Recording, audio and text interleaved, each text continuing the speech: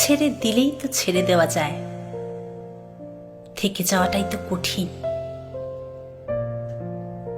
এক একটা বছর যাচ্ছে, এক একটা করে কাছের মানুষ কমে যাচ্ছে জীবন থেকে। আগের বছর যে প্রথম নিউ ইয়ারের শুভেচ্ছা জানিয়েছিল, এবছর সে আর নেই। কেউ বা নিজের ইচ্ছে সরে গেছে লক্ষ যোজন দূরে, কেউ যেতে বাধ্য হয়েছে অনিচ্ছা সত্ত্বেও, জীবন বাধ্য করেছে তাকে। স্বামী, সন্তান, সাজানো গোছানো ফ্ল্যাট, আলমারি ভর্তি sari, skirt, kurti, matching jewellery, নিজের হাতে কেনা জলের বোতল, টিফিন বক্স, রান্নাঘরের গ্যাস ওভেন মোছা নেতা, ঘরের জানলায় রাখা যত্নে বড় করা অ্যালোভেরা গাছ, সব ছেড়ে চলে যেতে। মনে আছে যখন বাবা ছিলেন, তখন সন্ধ্যায় অফিস থেকে ফিরে কিছুক্ষণ বাবার কাছে বসে যখন উঠে চলে আসতাম, তখন বাবা বলতেন, আর একটু থাক না।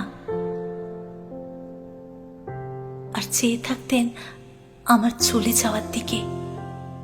ওই নির্বাক চোখে আকুতি থাকতো আরেকটু থাকার জন্য।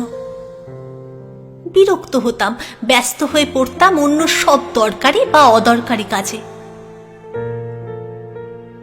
এখন এই সময়ে দাঁড়িয়ে কি ভীষণভাবে ইচ্ছে করে বাবার গলাটা একবার শুনতে।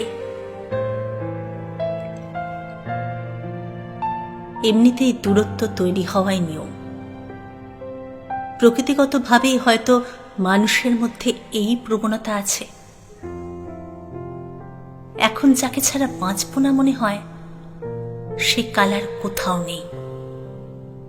যে বন্ধুদের সঙ্গে প্রতিদিন দেখা না করলে, আড্ডা না দিলে ভাত হজম হতো না, এখন তাদের অনেকের সঙ্গে দেখাই হয় না বছরের পর বছর।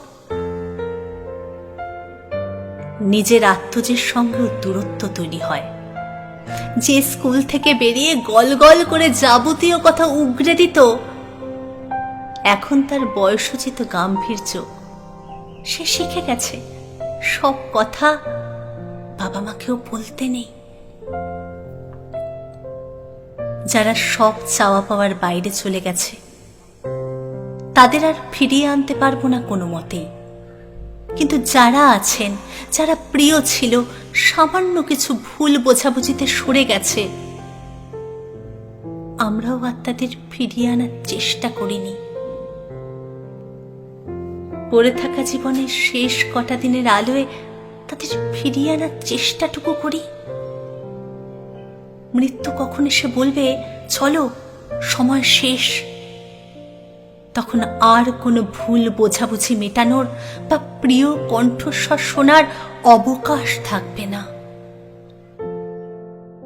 যে কদিন আছে গল্পে, ভালোবাসায়, উদারতায়, সহানুভূতিতে, দল বেঁধে ভ্রমণে, ভালো থাকবেন সকলে, সকলকে নিয়ে। ছেড়ে দিলেই তো ছেড়ে দেওয়া যায়, থেকে যাওয়াটাই তো কঠিন।